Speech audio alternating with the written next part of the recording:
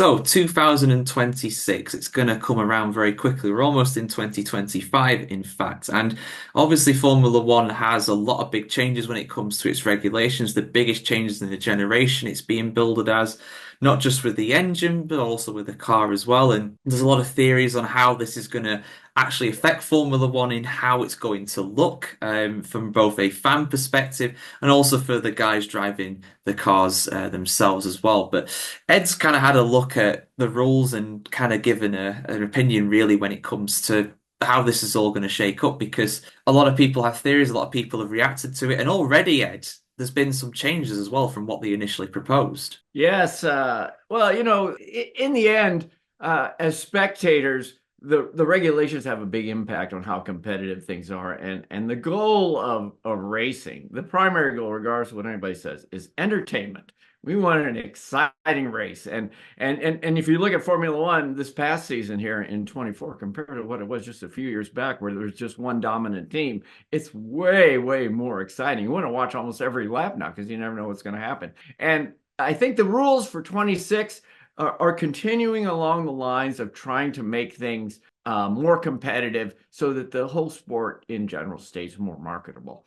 So some of the big changes, smaller cars, smaller in length, smaller in width, lower in weight, with a goal of making them more nimble, easier to turn, to pass, that type of thing. And there's going to be some building on the aerodynamic rules from the 2022 regulations to reduce the amount of turbulence behind the cars, so it's easier to have close following. There's going to be active aerodynamics. The power unit is going to be 50-50 electric to ICE. You're going to be sustainable fuels. New Red Bulls coming in, Audi's coming in as engine manufacturers. There's going to be a new system that's going to allow drivers to do almost like a push to pass type thing. So DRS is out, and this new system, manual override, MOS, is going to be coming in, some changes in safety and all that kind of thing. So we'll go through each one of those at a very high level. And then what's the impact on us as spectators, and what do the drivers think about all this? But one thing to keep in mind is whenever there's a rule change, somebody's going to be able to interpret those rules just right so that they're going to have a big advantage. And you've seen that in 2022. At first, Red Bull very, very dominant, but over time, as the teams see what other teams are doing, it becomes more and more competitive. So every 3 to 4 years gets better, then you change the rules, and we start all over again. So that's probably what's going to happen at first. So let's look at some of the different changes. First, let's look at the size of the cars. So lighter, shorter, narrower, with the goal of making them more nimble, right? If you shorten the wheelbase on a car, it's easier to turn it. It's easier to dart around. Not as wide, it's easier to do passing. So overall, it's about a 5% reduction in weight from 798 to 768 kilograms. 3,600 to 3,400 millimeters in wheelbase, shorter, and then also the width is shorter by about 150 millimeters. Now, 150 millimeters is like maybe the length of a credit card or something like that, so you're not going to see massive improvements or increases in passing at Monaco, but you never know. It's definitely a step in the right direction. Now, there have been some comments and complaints. Oh, why can't we go back to those lightweight, small cars that we had in the early 2000s? And if you compare the 2026 or even the car we have right now to the cars that were in the 2000s, they were roughly, I would say 30%, 33, 35% lower in weight and about 25% shorter. Right. So why have these cars suddenly become so long and so heavy? And the main reason for this is you can't really go back to those smaller cars because now a modern F1 car in the 2020s has the regen systems, the batteries, the electric motors. They ended refueling in 2010. So now you got to carry enough fuel for the entire race. And where are you going to put all this? You just make the car longer and put it all in there. And plus, if you have all this additional weight in electrical components, that type of thing, you have to make the car heavier to be able to have the stiffness and everything it needs. So we're not going to go all the way back to the early 2000s in size and the nimbleness, shall we say, that those cars had. But again, it's a 5% reduction, so it's going in the right direction. We also have to remember when it comes to weight and all this, there are a bunch of other additions for safety, like the halo. The safety cell has been beefed up a little bit. And we've got all sorts of additional cameras and things all around the car. Like they give some of those great views we get during the race. So overall, drivers, I think, will love it. And they've said that already. Anything that makes a car more competitive. So a smaller, lighter, more nimble car, greater maneuverability, better chances to pass, especially on tight corners, things like that. So better, easier to take that aggressive passing line. That's perfect for drivers, and it's going to be great for the spectators too. So you'll probably see some closer racing, more room for overtaking, that type of thing. And again, where the track's narrower, hairpins, that kind of thing. Aerodynamics, a lot of changes here in aerodynamics. You mentioned earlier some adjustments have been made to the rules. So initially, back in June, when the rules came out, there's going to be a 30% reduction in downforce in the turns. And there's also about a 55% reduction in drag on the straightaways. Well, the drivers didn't like that. The cars were actually a little bit slower based on simulation and all that. So they've actually come in and made some adjustments. So there is still the reduction in drag by 55%, but the downforce reduction is probably closer to 15%. So how is this achieved? You're going to have, well, first of all, there's just some basic changes, like the narrower front wings, the wheel arches are gone. A few things have been done to make things a little bit cleaner in terms of the air flowing over the car. The diffuser's also been made a little bit weaker as well. So that means a little bit less downforce. That was causing that porpoising, so it won't be as sensitive to ride height and that type of thing. But the big change is active aerodynamic devices. Both front and rear wings will be able to change position. And they're calling it X mode, which is a low drag mode for the straights. So you'll be able to open up the front and the rear wings at will whenever you want them. And then there's a Z stage high downforce, which will be in the turns. So what this means then is for the drivers, higher straightaway speeds, lower cornering speeds, because you got a little bit less downforce. So the skill in braking from those high speeds to the lower cornering speeds will draw on driver skill, and drivers love it when more skill is required. For spectators, this variability in speed from straights to turns will make things more exciting. Out braking zones and all that will become more critical now. So, and of course, the less turbulence for the following car also makes the setup of that out braking is going to be a lot easier, right? Because they'll be able to follow closer as they need to do that extra braking from the high speed on the straight. So very, very exciting there. And then, of course, there's also the skill of when to activate and deactivate these active aero devices. Now, the power unit, big changes on how these cars are going to be powered.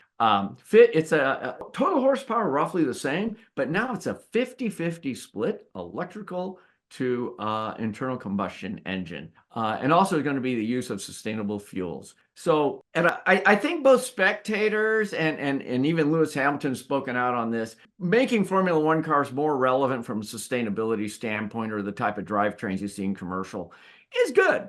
I think you can't lose on that. And I think it's very important for sports like Formula One to stay relevant when it comes to problems that are facing society, that kind of thing. So that's definitely a plus there. But let's take a look at what's happening. DRS is out, and in comes the manual override system, MOS, which puts the car into manual override mode, or MOM, as it's being called. You can think of this as a push to pass, similar to what you see in IndyCar. However, it's different in the sense that it's drawing on additional electric power. Now, remember, it's 50-50, so there's a lot of power, electric power there that you can draw on if you've collected it properly. So if the following car is a certain distance from the car in front of it at the end of a lap, during the next lap, during the following lap, the chasing car can bring in this extra power whenever they need it. So unlike DRS, which is only in certain areas and certain sections of the track, now the strategy is a bit wide open. And again, drivers love that. So the collection of the power, how are you going to collect it? When are you going to collect it? And when do you use it? Because you can use it anywhere you want, will be very, very interesting, both for the drivers and also for spectators. Now, when these rules were first put together, if you think about it for a second, half your power is electric. If you brought that, the obvious optimal strategy is bring it all in at the beginning of the straight. In other words, pump up your speed as high as you can, your exit speed of a turn as high as you can, so you can carry that speed through the straightaway. Well, the thought was, wow, if they did that, it may end up they use up all the power and they're practically coasting at the end of a very, very long straightaway. So they've come up with some rules here that sort of limits how you can use this, how quickly you can bring it on, and that type of thing. But in the end, it looks like this should be actually, I think, very, very interesting for both drivers from a strategy standpoint, and because they're going to have that greater focus on how they manage the energy management strategy and that kind of thing, and certainly will be much more exciting for the spectators, because now we all look forward to that DRS pass. That could happen anywhere on most any lap. So it should be very, very good. Then there are some changes in safety as well. There's like a two-stage front crash structure now. So for instance, if a car were to crash into a wall, say, and break up the nose, and then crash it and spin and hit it again, this two-stage system would actually add added safety to protect the legs of the driver, say. That should help build the confidence of drivers, probably a little bit, knowing you got that little added protection there. So that would be good. Of course, always good to keep the drivers safe. There will be an improvement in visibility, too, in terms of the enhanced rear wing lights and that type of thing. So good for drivers and even good for spectators. You'll be able to see the cars a little bit better when you've got all that spray flying up, right, on a rain race. The tires will also be narrower, 30. The wheels, same size. I should say that first. The wheels will still be the 18-inch wheels. However, the front tires will be 25 millimeters narrower. The rear tires will be 30 millimeters narrower. So a little bit smaller tire. They say that the grip is going to stay the same, but there is a little bit less rubber there. So tire management might get a little bit trickier and all that kind of thing. So, if you take all of this together, right, the active aerodynamics, the ability to activate the manual override system, or the ability to put it into the mom mode, as they say, manual override mode, the changes in the size of the tires, etc. And then let's not forget, you've got all these new engine, you got a couple of new engine manufacturers coming in. You got Red Bull with a new motor, you got Audi coming in, Honda's coming back, Alpine's out, but of course you still have Ferrari and Mercedes there, all coming up with this new 50-50 split motor. Who knows what's going to happen there? That could be good, that could be bad. Definitely a shuffling of the cards, that's for sure. So I would say overall the rules are going to be better for drivers, are going to be better for spectators. However, as with any rule change, there's probably going to be winners and losers. And if you throw in the fact that you've got some new engine manufacturers here, massive changes in the power distribution in the motor, that probably will make that unevenness, probably increase the potential for that. But hey, a lot to look forward to in 26. Yeah, massive changes on the cards, really, when it comes to every aspect of the sport. It's going to shake up everything. And you're right, it should allow for some closer racing, which I think, to be fair, we've got now. We've got a good mix of that now. And part of that is because the teams are so close to one another. The top three manufacturers are very close right now. And that's something we should hopefully see a lot more of next year as well in 25. When it comes to the changes, I mean, yeah, usually when there's a big change, there's one team that comes out on top. 2014, Mercedes got it right and they were miles ahead of everybody. 2022, the most recent one, Red Bull got it right. They were miles ahead of everybody. Although, in fairness, the one in between that, 2017, Mercedes and Ferrari came out very close to one another. So, although those changes were not as big as what we have now, or what we have coming up, I should say. So, I'm really fascinated to see how the teams interpret the rules. I think with something as big as and novel as active aerodynamics, I think like that could well be the deciding factor. Engines, of course, that could be a big thing, the power unit and how the different manufacturers manage and are able to do that 50-50 split. I mean, right now I'd say we've got it quite even between Honda, Mercedes and Ferrari. Renault are a little bit off, unfortunately for them, but they're obviously leaving as engine manufacturers in 26. That's been confirmed. So yeah, it'd be really interesting to see how Honda do when they come back in properly, how Red Bull do with the Ford partnership, and how Audi do as well, being their first ever manufacturing of an engine in Formula One. I can't think of another time. They've not been in Grand Prix racing since the 1930s, so it's been a very, very long time for them. But the fans just want to see entertainment. The teams and the drivers, they want to have fast cars, they want to have competitive cars, but the fans don't, for the most part, don't really care how fast the cars are. It's if you get close racing, if you get entertaining racing, if you get overtakes, and those being organic overtakes, for lack of a better term. Because there's a lot of people out there that still hate DRS. But as I've described it as many times, it's a necessary evil in Formula One. Because without it, we'd have so few passes, it would be pretty boring to watch a lot of the time, and that does enable the drivers to do that. But yeah, really thanks a lot for going over that, Ed. That really does cover all the changes, really. Something to note, though, for everybody listening and watching, the regulations haven't been signed, sealed, and delivered yet. There still might be some changes that they have. This is all to do with the agreements the teams have, and apparently that all has to be agreed by the 1st of January in 2025. So we should expect some sort of official announcement shortly after that, or on the day itself, just going over what F1 teams can expect. Because I still imagine there's going to be some grey areas to kind of iron out, particularly when it comes to the push to pass mode, the power deploy, the MOM mode. As I'll be shocked if it does. I'll be shocked if it does Well, actually get known as that. But you're raising actually a good point. I mean, the rules came out in June, and obviously they weren't testing cars the day after, but they could do simulation, and it shows you how things have changed. Because based on the simulations alone, and the fact that the simulations were showing that the cars could have been a couple of seconds slower than they currently are, the FIA went ahead and made some changes. But you're right. As soon as the real cars get out there, you start to see some testing. Everyone's going to be watching, because this is a major change, probably much bigger than it was in 22. But in studying these rules and looking at them, one of the things that stuck out to me was the big difference from those cars in the early 2000s. You think about this 30, a third lighter and 25% shorter, right?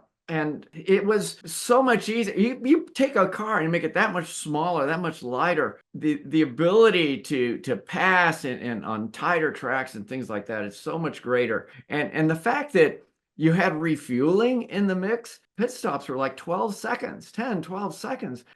What that means is, I mean, there's a saying in Indianapolis, where I grew up, for the Indianapolis 500, that races are won and lost in the pits. But now with everybody, 2.5 seconds, that was terrible. 2.2, that's fantastic. But then the difference between a 10-second pit stop and a 12 one, which percentage-wise is even less than the 2.5 to 2.2. I think that would add a bit of excitement. Maybe they could make the cars a little shorter. There's a lot of things that could be done. Safety, though, I think has become paramount in Formula One, and like we talked about earlier, the added weight for the halo and the enhanced driver cell and all that kind of thing. I will to add just a personal thing. There's this go-kart. I think it was actually in London. It's branded Formula One, where you can race these go-karts. And the interesting thing about them, they're electric, and they have DRS, and they have the ability to, do energy boosts and all this. So you're sitting there driving your go-kart as fast as you can, competing against your friends. And then you say, oh my God, I got to press these buttons. Can I press it here or not here? I mean, that really complicates things. That was the first experience I ever had trying to use, things like Formula One drivers are very expert at doing. And so these people are very, very skilled, these drivers. And now we're adding even more on top of that steering wheel with those 20, 30 buttons, active aerodynamics, something similar to DRS that can happen at any point. The calling on the driver to be more skillful and be able to ramp up and do this quickly, I think should be interesting. It's great to see driver skill becoming more important rather than, well, as it was earlier in the season or over the past, Red Bull's going to win again. Max is going to win again. There's no doubt about it. Who's coming in third? I guess we'll wait and see. I think anything that makes a driver a bigger piece of the equation, I think will always be good for the sport. Yeah, definitely. That's another differentiating factor at the end of the day. And you're right.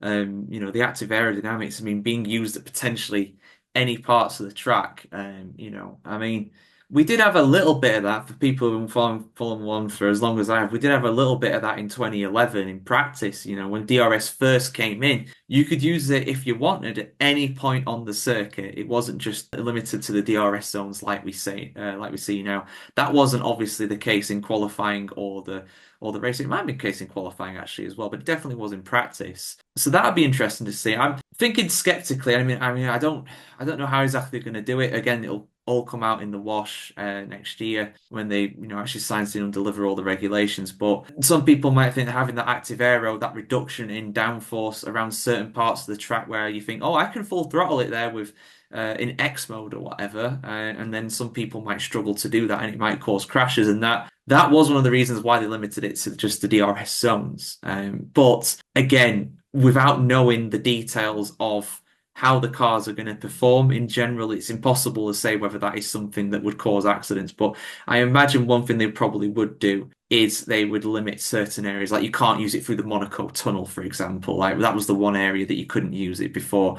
There'll probably be areas where you're not allowed to use it. So I imagine they do something with that. But something to mention, just to call it back as well, something to mention what you said about the double impact survival cell as well. That is really good that they've done that because that is basically the reason why, unfortunately, I mean, it was Formula 2, but similar regulations. But that is the reason why, tragically, Antoine Hubert passed away at Spa in 2019, I think it was, because essentially he had a really big impact. The car deformed like it should do, but then he had another big impact, and that is unfortunately what got him. So I imagine they've changed it for that. So that's very good. That's really good they've done that. That's another level of safety for the drivers, so we shouldn't see a repeat of what happened all those years ago.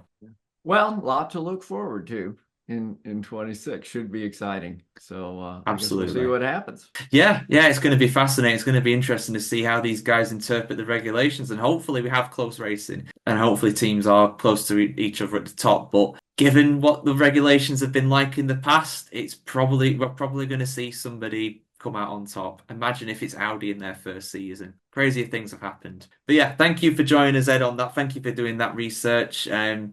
If you want to see some more conversations from me and Ed, we've got plenty of them here on the F1Chronicle.com, as well as the Motoring Chronicle as well, for things that are a bit more road car orientated as well. But yeah, thanks for all the support, guys. Thanks for tuning in. Let us know your thoughts in the comments below about the 26 regulations. Are you looking forward to them? Do you think it's a bad thing that we're potentially going to go away from what could be an all-time great season next season? I mean, it's early to say, obviously, but given how close the teams are right now in 24, 25 looks like it's going to be great. But yeah, do you think it's the right move from Formula One to do it that in 26? Let us know your thoughts in the comments below. Like, share, comment, subscribe, ring the bell as well. And yeah, we'll see you very soon for another discussion here on the F1Chronicle.com. See you later, George. See you later, Ed.